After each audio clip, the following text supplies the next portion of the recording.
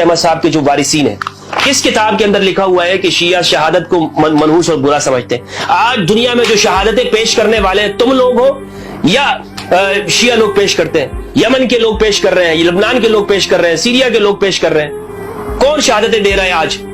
شہادت کو تم لوگ منحوس سمجھتے ہو کہ جو چھپ کے بیٹھ جاتے ہو.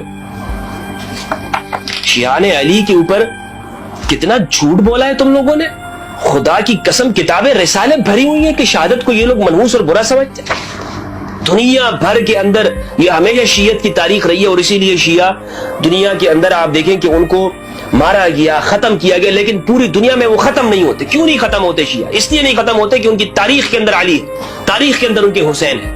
اور تم جو جھوٹ لکھتے رہو، بولتے رہو، تمہیں کوئی کچھ کہنے والا نہیں ہے. لیکن یہ ایکسپوز ہوگی تمہاری حقیقت. وہ دور نہیں ہے کہ جب تم کتابیں رسالے لکھ دیتے تھے. اصل میں ان کے جو استاد تھے رشید احمد صاحب، وہ تو ٹی وی کو دیکھنا بھی حرام سمجھتے تھے، لیکن طارق مسعود نے پھر بھی یوٹیوب چینل بنایا ہوا ہے.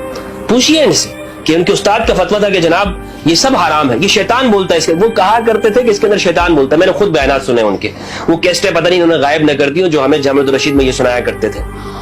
اور یہ ان سے تصدیق لے لیجئے گا طارق مسعود صاحب. آج یہ بہت لبرل ماڈرن بنتے ہیں نا. ان کے استاد کا عمل یہ تھا مفتی رشید احمد صاحب کا کہ جب کوئی شخص نماز میں کھڑا ہوتا اور اس کی داڑھی نہیں ہوتی تھی، یہ مسجد سے اس کو نکال دیا کرتے تھے اور اس کو کہتے تھے آلو دفع ہو جائے. یہاں سے آلو کہتے تھے اس کو. یہ مفتی رشید احمد صاحب، اتنے ان کے اندر نفرت. مطلب اسلام کو صرف یزید کے ساتھ کھڑے ہو جاؤ، بڑے بڑے داڑھیوں کے ساتھ یزید کے ساتھ ہو جاؤ تم. لیکن کیا ہے، ایک بندہ ہے کہ جس کی داڑھی نہیں ہے اور اس کا دل حسینی ہے، ان کے نزدیک وہ مسلمان نہیں ہوتا.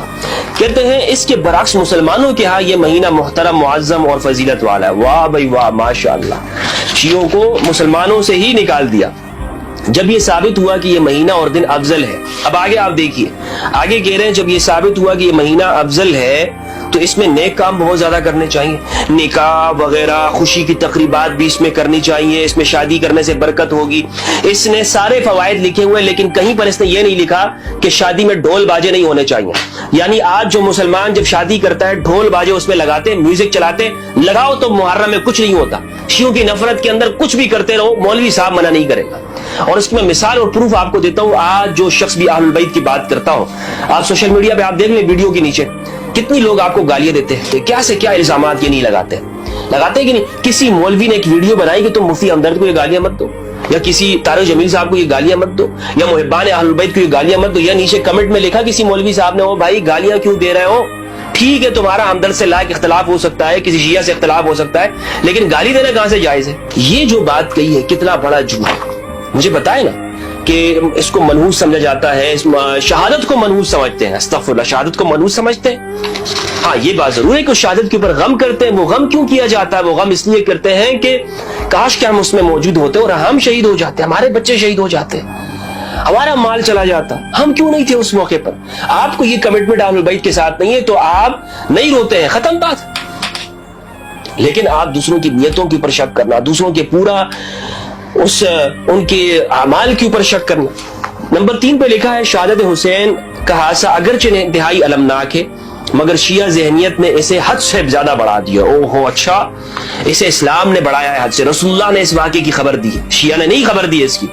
عام مسلمانوں کے اذہان میں یہ غلط بات جما دی گئی ہے کہ دنیا میں شہادت حسین جیسا اور کوئی سانحہ ہوا ہی نہیں. حالانکہ اس سے بدرجہ زیادہ مظلومیت کے بے شمار اندوہناک واقعات ہیں. مثال کے طور پر حضرت عثمان کی شہادت دیکھیے.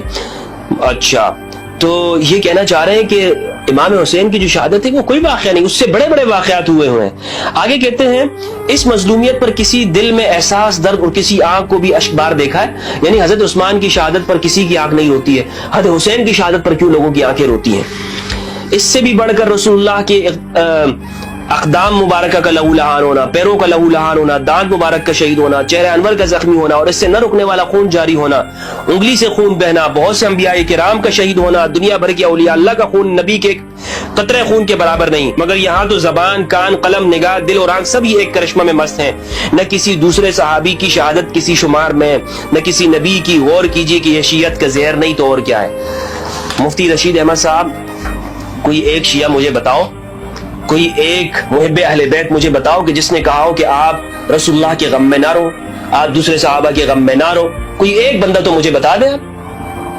آپ خود ان چیزوں کو بدعات کہتے ہیں اور خود ہی ان ساری چیزوں کو لے کر اٹھے ہوئے. آپ روئیں حضرت عثمان کی شہادت کے اوپر, کس نے آپ کو منع کیا ہے؟ آپ روئیں رسول اللہ صلی اللہ علیہ وآلہ وسلم کے واقعات کو ذکر کر کے, طائف کے واقعات کو ذکر کر کے, کس نے آپ کو منع کیا ہے؟ اور پھر کیا انبیاء, امام حسین علیہ السلام, انبیاء کرام, اولیاء کرام ان کے تسلسل سے جدا ہیں؟ یعنی ایک نبی کا انکار سب انبیاء کا انکار ہوتا ہے, ایک حسین کا انکار سارے ولیوں کا انکار ہے, سارے اسلام کا انکار ہے. امام حسین پہ رونا تمام انبیاء کی مظلومیت کے اوپر رونا ہے, تمام اولیاء کی مظلومیت کے اوپر, تمام صحابہ کی مظلومیت اور شہادت کے اوپر رونا ہے. حسین اس واقعہ کربلا کے بعد اسلام کی پہچان بن گئے ہیں.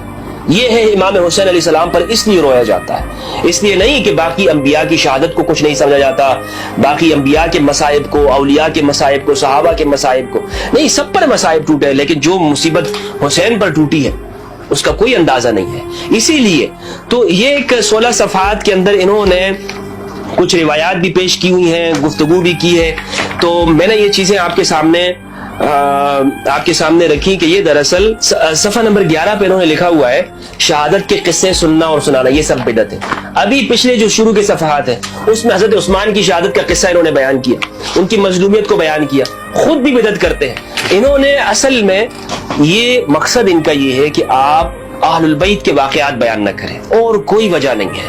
کیوں شیعہ ہم سے نمبر آگے لے گئے, کیوں شیعہ ہم سے آگے بڑھ گئے ہیں, ورنہ یہ کام تو ہم کرتے. بھئی آپ کے اکابر کو اللہ نے توفیق نہیں دی, آپ کے لوگوں کو توفیق نہیں ہوئی, آپ نے وہ کام نہیں کیا.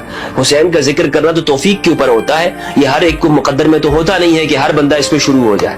تو بہرحال یہ ہے شخصیت مفتی رشید احمد صاحب جو کہ طارق مسعود صاحب کی ذہنی فکری آبیاری کرنے کے اندر انہوں نے کردار ادا کیا. اور جتنی بھی گفتگو آج محرم کے عنوان پر امام حسین کے خلاف طارق مسعود صاحب کر رہے ہوتے ہیں, اہل البیت کے خلاف کر رہے ہوتے ہیں, وہ دراصل ان کے استاد کا ہی فیض ہے. السلام علیکم ورحمۃ اللہ وبرکاتہ.